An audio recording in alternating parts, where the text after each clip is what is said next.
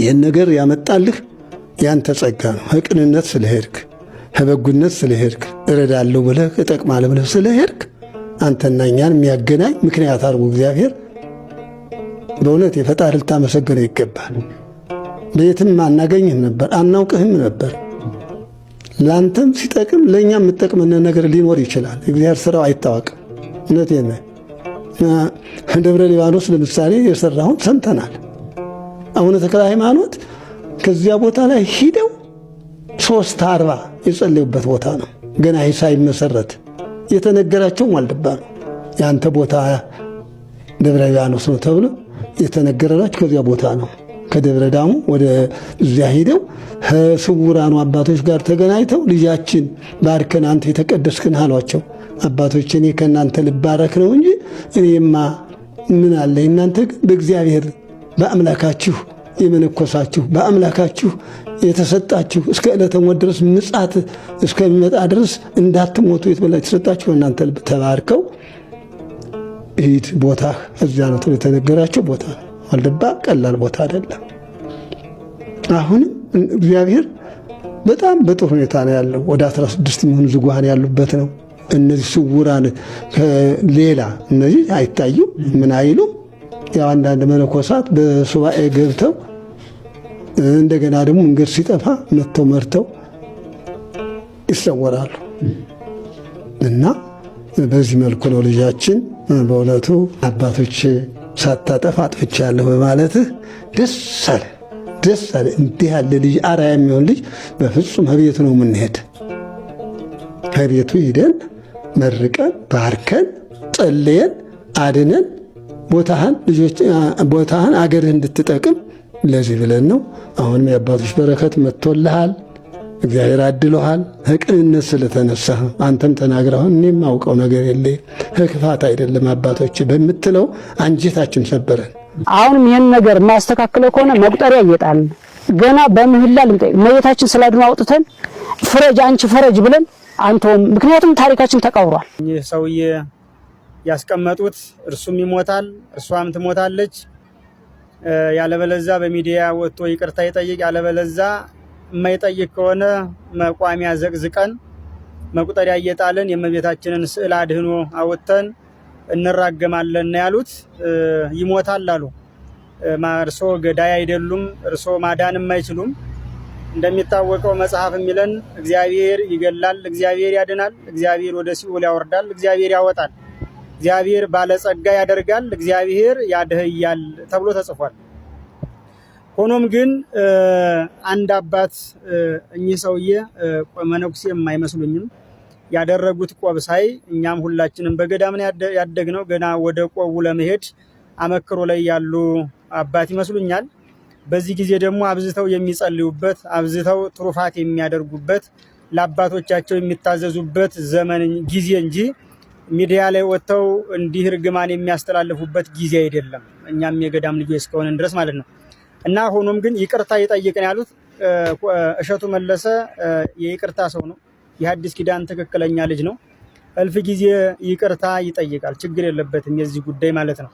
እና ሆኖም ግን ከዛም በኋላ መቋሚያ ዘቅዝቆ አይጸለይም። ምህላም ከተያዘ ሀገራችን እያያችኋት አይደለም? ዓለም እንዲህ አይደለችም?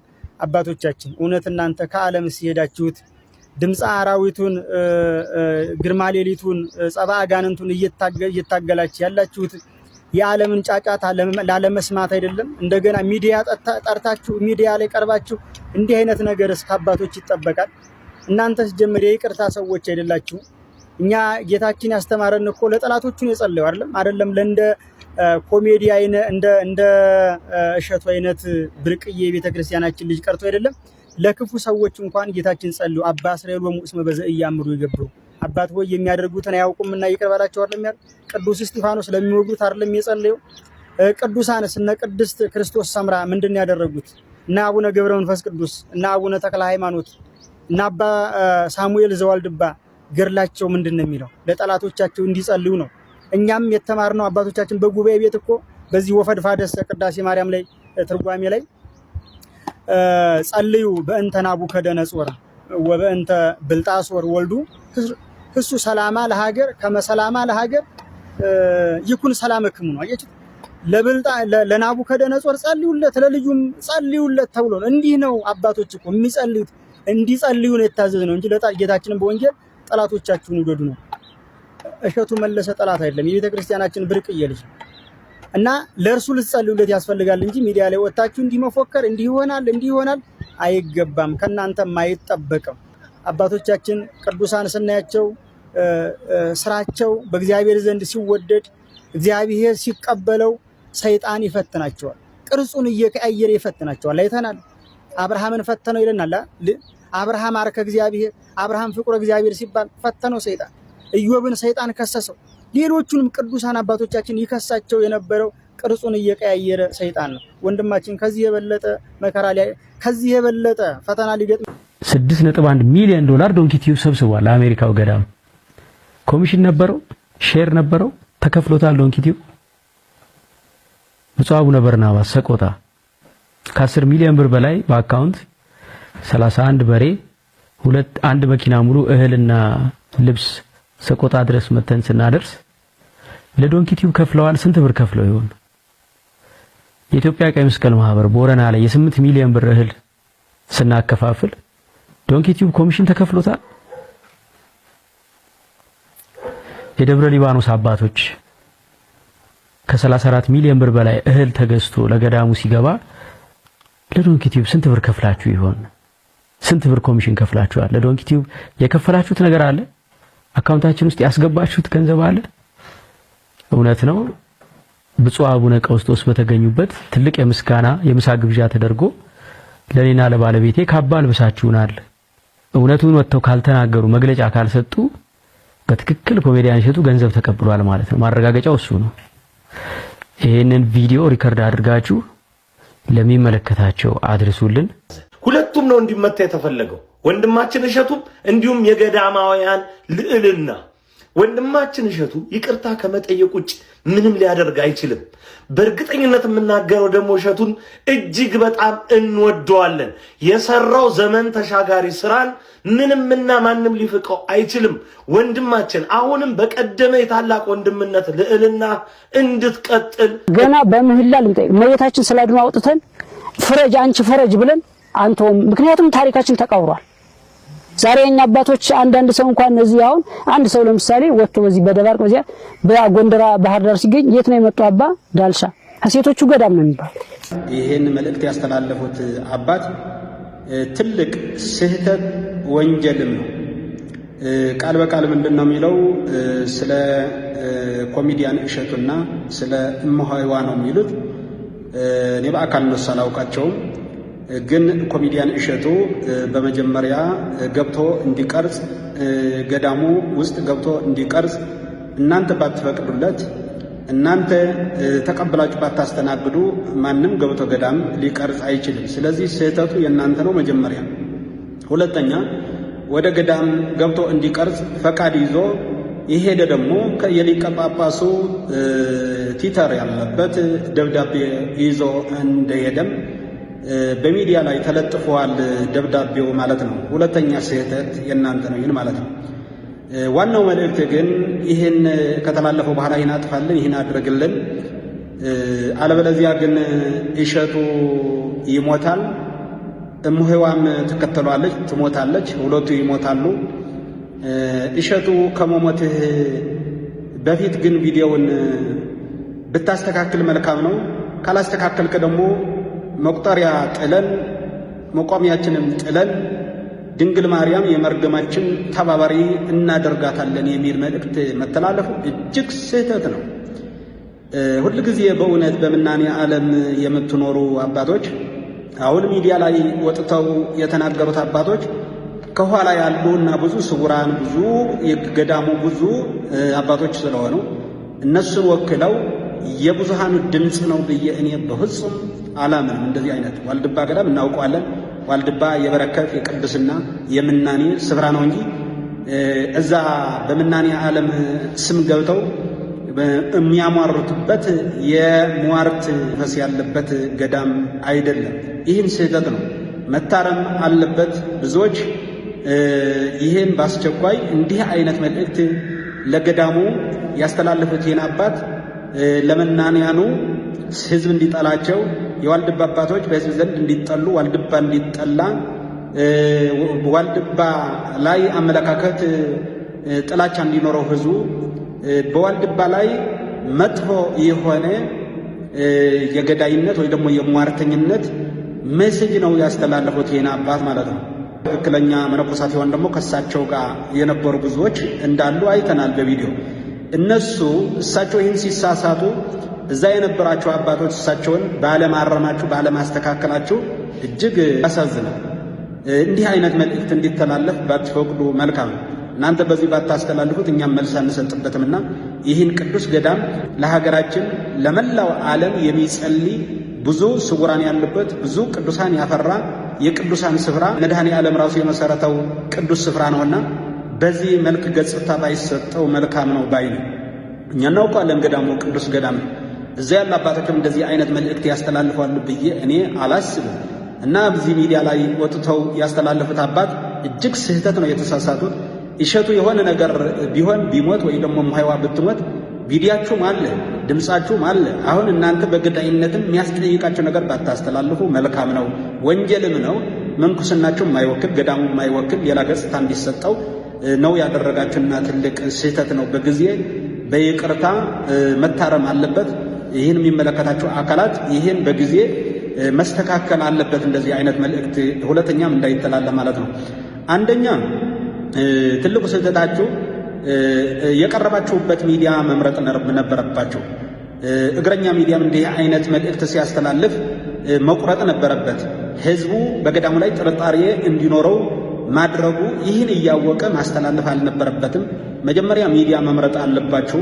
የምታስተላልፉበት መንፈሳዊና መንፈሳዊነት ብቻ የሚተላለፍበት ሚዲያ ቢሆን የምትቀርቡበት መልካም ነው። አንደኛ። ሁለተኛ ደግሞ የምታስተላልፉት ቃላት በጥንቃቄ ቢሆን። ሶስተኛ ደግሞ የምታስተላልፉት ቃላት የዋልድባ መነኮሳትና ዋልድባ ገዳም የቅዱስ ስፍራ ይወክላል ወይስ አይወክልም ብላችሁ መምህር ወማህበር የፈቀደውን መሆን አለበት እና በዚህ ብትመለከቱት መልካም ነው። አራተኛ ደግሞ ህዝበ ክርስቲያኑ በእናንተ ላይ ጥርጣሬ የማያሳድር መልእክት ብታስተላልፉ መልካም ነው። ለሌላ ቀን ይህን እንዲህ እንዳለ ሆኖ እግዚአብሔር ስርገሙ ይላል። እናንተ በምናኔ ዓለም ሆናችሁ ስለ ሀገር፣ ስለ ህዝባችን፣ ስለ ወገኖቻችሁ ለመጸለይ ከቤተሰብ ርቃችሁ፣ ከምግብ ርቃችሁ፣ ከጣዕም ከልዩ ልዩ ነገር ርቃችሁ የምትኖሩት እኮ አባቶችን ለዓለም ለመጸለይ ነው እንጂ ለመራገም አይደለም። በመርገም ላሉ እንዲወጡ፣ በመከራ ያሉት እንዲወጡ፣ በስደት ያሉ እንዲመለሱ፣ ሰላም ለህዝባችን እንዲሆን መጸለይ ነው እንጂ ሰውም ረግሞ መግደል ከሆነማ ይህን እኮ የአጋንንት ሥራ ነውና ይህን መስተካከል አለበት። መጽሐፍ ቅዱስ ተራግሞ አይል። መጽሐፍ ቅዱስ በኦሪት ዘኍልቍ ምዕራፍ 22 ቁጥር 9 እስከ 14 ያለውን ስንመለከት በኢያሪኮ ፊት ለፊት በዮርዳኖስ ማዶ በሞዓብ ሜዳ ከግብፅ እስራኤላውያን ከተመለሱ በኋላ በዛ ስፍራ ከሰፈሩ በኋላ የሞዓብ ንጉሥ ባላቅ ህዝቡ ለማስለቀቅ ርስታችን እንዳይወርሱ እየተስፋፉ ስለሆነ እየበዙ ስለሆነ ብሎ በስጋት ሽማግሌዎችን እንዲረግምለትና በጦርነት አሸንፎ እንዲያስወግዳቸው ወደ በለዓም ሽማግሌዎች ልኳል። በለዓም በመርገም ይታወቃል። የመርገም ሀብት ነው ያለው በለዓም ማለት ነው። ወደ በለዓም ከላከ በኋላ ግን እግዚአብሔር ለበለዓም ህዝቤን አትርገም ብሎ ነው የነገረው። ህዝቤን አትርገም ብሎ ነው የነገረው። ስለዚህ የእግዚአብሔር ህዝብ እሸቱም ቢሆን ሞይዋ ሌላም ቢሆን ሌላ ልጆቻቸው ኦርቶዶክሳውያን ናቸውና ኦርቶዶክስ ባይሆንም ረግመህ ሰው መግደል ወይም ደግሞ እንደዚህ እናደርጋለን ማለት ትልቅ የገዳይነት መሰጅ ነው የተላለፈውና በጊዜ ልታረሙት ይገባል። ይህን ዋልድባ የሚወክል አይደለም። የዋልድባ አባቶች የሚወክልም አይደለም። እመቤታችን እምቢ ካለ መቁጠሪያ አንስተን መቆሚያ ጥለን እመቤታችን እንጠይቃታለን፣ ትፈርዳለች። ልጇ ምህረት ሰጪ እንጂ ምህረት የሚያሳጣ አምላክ አይደለምና በእውነት ከእንደዚህ አይነት መንፈስ ወጣ ብለን ተረጋግተን በይበልጥ ደግሞ የምትናገሩትን የምታስተላልፉትን መልእክት ጥንቃቄ ብታደርጉላችንም ጥንቃቄ ብናደርግ መልካም ነው። አንደኛ እንደ ምናኔያችን፣ እንደ ምንኩስናችን፣ እንደ ክህነታችን ካህናት፣ ምናኔያን፣ መነኮሳት፣ ሌላ ደግሞ እንደ ኦርቶዶክሳዊ ደግሞ በአጠቃላይ ደግሞ ኦርቶዶክስ ማለት የሚናገረውን፣ የሚራመደውን፣ የሚኖርበትን ስፍራ፣ የሚያመልከውን፣ የሚኖርበት ህይወት የሚያውቅ ማለት ነውና በእውነት ይህን መልእክት የተላለፈው ከዋልድባ ብሎ ያስተላለፉት አባት ይህን ትልቅ ስህተት ነው፣ በጊዜው መታረም አለበት። ብዙዎች ለሌላ ግብአት ባንሰጥ መልካም ነው። ዋልድባ ገዳም ቅዱስ ስፍራ፣ የዋልድባ መናንያን በሌላ ገጽታ እንዲታዩ ባናደርግ መልካም ነው ለማለት ፈልጋለሁ። ክብራትና ክብራን የቻናላችን ቤተሰቦች ሰሞኑን እንግዲህ በተለያዩ ማህበራዊ ሚዲያዎች ላይ መነጋገሪያ የሆነው አጀንዳ ይህ ጉዳይ ነው። የእሸቱ መለሰና የዋልድባ ገዳም ጉዳይ። ይህንን ቃለ መጠይቅ ከተደረገበት ጊዜ ጀምሮ እንግዲህ ብዙዎች ሲነጋገሩበት ቆይቷል። እሸቱ መለሰም እንግዲህ በቀጥታ ስርጭት ላይ ቀርቦ ምላሽ ሰጥቷል፣ ውይይትም አድርጓል። ይህንን ተከትሎ የተለያዩ የሚመለከታቸው አካላት በርከት ያሉ ማብራሪያዎችን ሰጥተዋል። እኛም እንግዲህ አጠር እያደረግን አቅርበንላችኋል። እናንተስ በዚህ ጉዳይ ላይ ምን ትላላችሁ? ምን ታዘባችሁ? ሀሳባችሁን አካፍሉን። በያላችሁበት ቸር ሁሉ ከእናንተ ጋር ይሁን። ይህንን ቻናል ላይክ፣ ሰብስክራይብ ማድረጋችሁን አትዘንጉ። መልካም ጊዜ በያላችሁበት ቸር ይቆየን።